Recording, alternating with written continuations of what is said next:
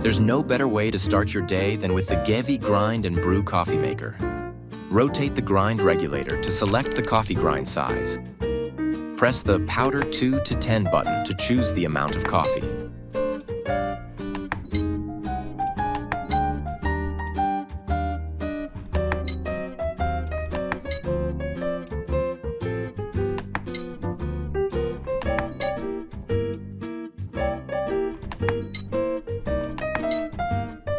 Press the Strength Control button to select the brew strength you want.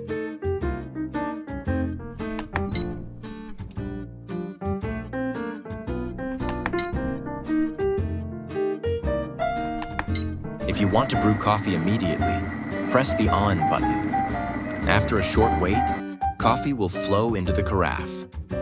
Once the cycle is complete, the warming plate at the bottom of the carafe will maintain a temperature of 158 to 176 degrees Fahrenheit for up to 120 minutes.